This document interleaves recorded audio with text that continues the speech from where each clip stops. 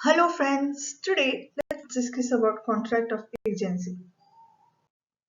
First, as usual, I'll go forward with the introduction. Then we'll discuss the core definitions and give out its meaning. And then I'll discuss about the essential features of a contract of agency. Then I'll discuss about creation of agency, rights and duties of an agent. Then I'll discuss also regarding termination of agency. Then I'll be concluding my lecture. First and foremost, we should discuss the essentials of a valid contract. They are offer, acceptance, consideration, which is lawful, object, which is lawful, free consent of the parties, and competency of parties, and the agreements must have not been expressly declared as void. A contract of agency should contain all these essentials for it to be called a valid contract. There are two parties when it comes to a contract of agency, principal as well as the agent. The principal is vicariously liable for the acts of the agent. The vicarious liability concept says that the person with a bigger pocket should pay for the liability which arises due to contract of agency. Let me give you an illustration to make you understand what is exactly a contract of agency. Let us suppose Bruce Wayne is the principal and Batman is his agent. Bruce Wayne says, protect Gotham and fight crimes happening in the city. This is an express authority. It is an implied authority that to fight crimes from happening, Batman can use Batmobile, Batcars, etc.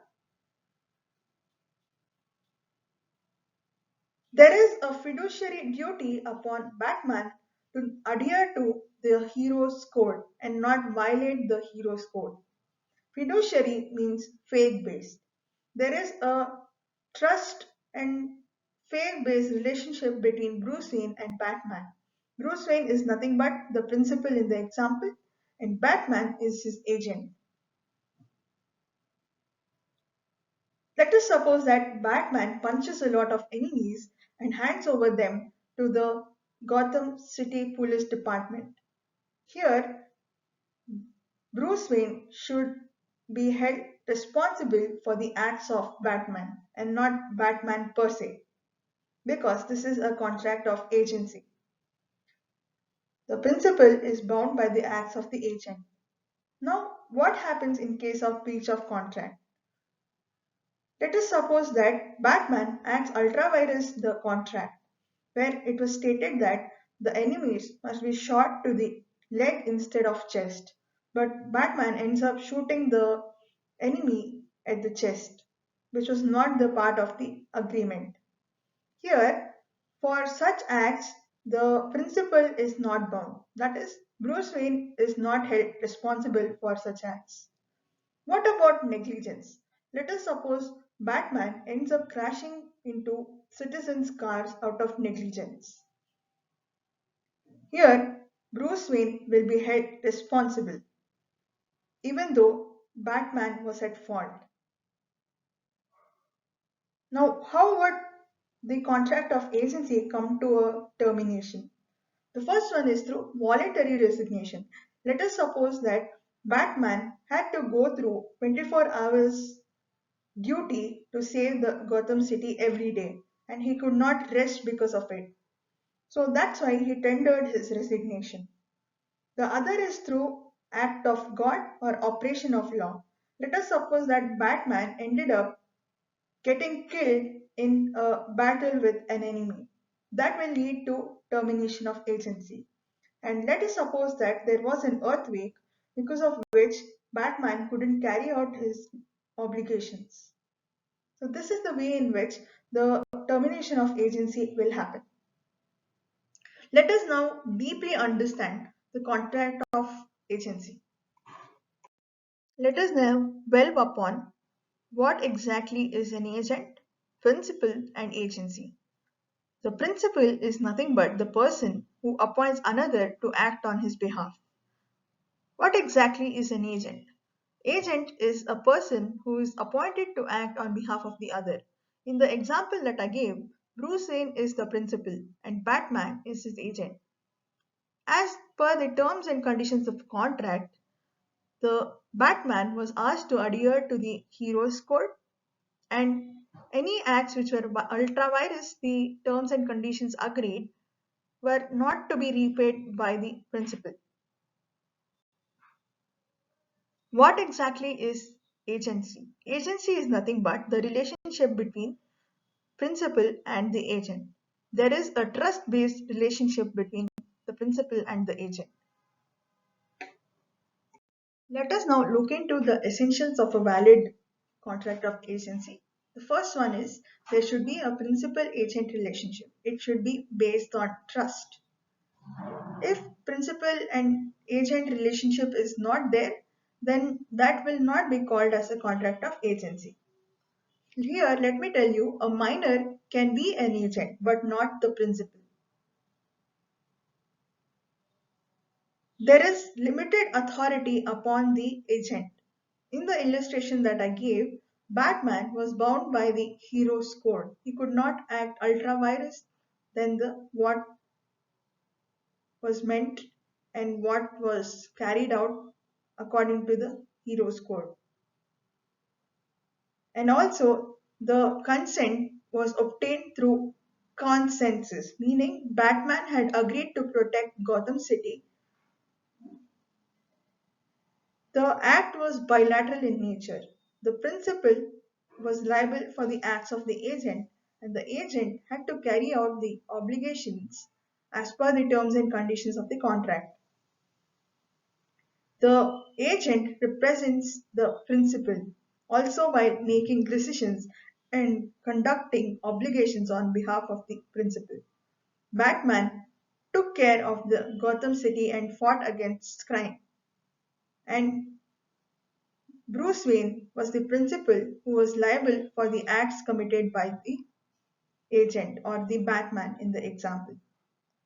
Let me tell you here the consideration need not be only gauged through personal gain alone. Let us now understand creation of agency. The first way in which creation of agency happens is through express agreement. Okay? Here, in the example that I gave, I had expressly told that Bruce Wayne will have stated protect Gotham and fight crime. This is an express agreement, implied agreement. To fight crimes happening in the city, it was impliedly agreed that Batman would use Batmobile and Bat cars. The third way in which creation of agency happens is through ratification. Let us suppose that Batman was asked to kill an arch enemy of city of Gotham, but before he kills, he was asked to produce the person before the principal. But out of necessity, he had to shoot down the enemy, and the enemy died on spot. Here, Bruce Wayne will be liable for the acts of Batman. This is nothing but ratification. The other way in which creation of agency happens is through estoppel. A person, by his conduct or words, will have led others to believe that a certain person is his agent.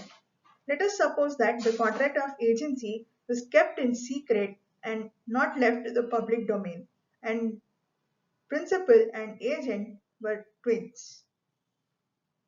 Nobody came to know who was actually protecting the city.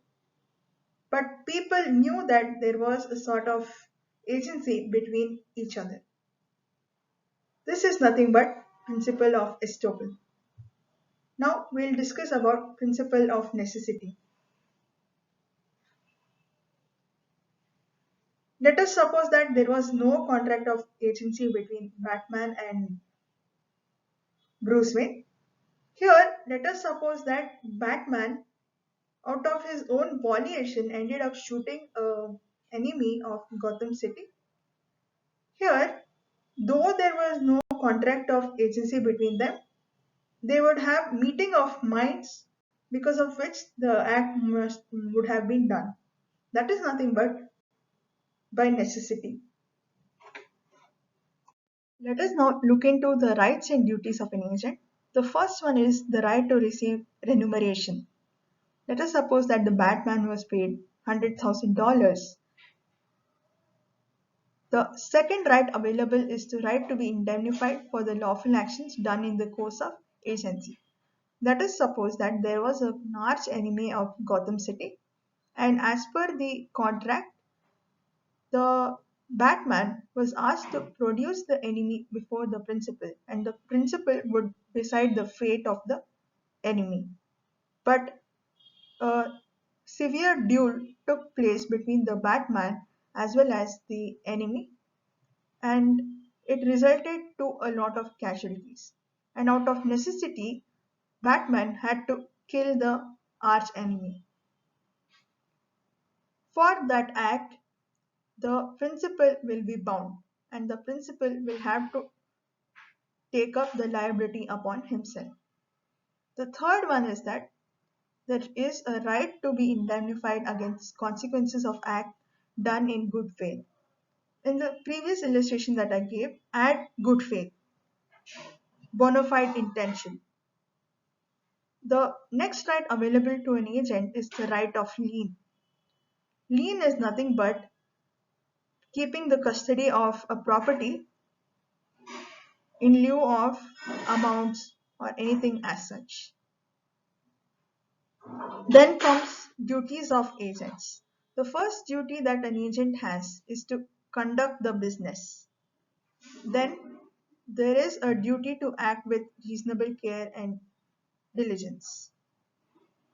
Let us suppose that Batman was asked to mitigate destruction to property and casualties as much as possible while fighting the enemies of Gotham City. Then comes duty to render accounts. Batman should maintain an account to say these are the expenses that costed him to capture the enemy. Then there is a duty to communicate and seek instructions in case of difficulty. And there is also a duty not to make secret profits. And then duty not to delegate authority to somebody else. Batman cannot say Catwoman should become the one who fights the city of Gotham.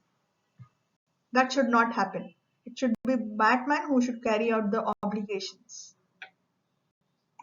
Now let us understand how termination of agency happens. The first one is through act of parties. There can be a mutual agreement that the agency will come to an end after the purpose is carried out. For an illustration, let us suppose that Bruce Wayne had asked Batman to capture a certain enemy. As soon as the enemy is captured, Batman is free to go. So that was what was mutually agreed between them. The second one is through revocation of authority by the principal, and then renunciation of agency by agent. Batman himself can renounce provided he comes to know that the principal himself is a person with a lot of antecedents, criminal antecedents. Then termination of agency can happen even through operation of law. Batman may end up dying, or Bruce Wayne himself may end up dying. That will automatically lead to termination of agency. Thus, I would like to conclude by stating there are two parties, principal as well as the agent, in a contract of agency, and the contract should have all the essentials of a valid contract. The principal is liable for the acts of the agent, provided if the agent acts ultra vires the contract, then the principal need not pay for the liability which arises due to such transactions. Thank you for listening to my lecture on contract of agency.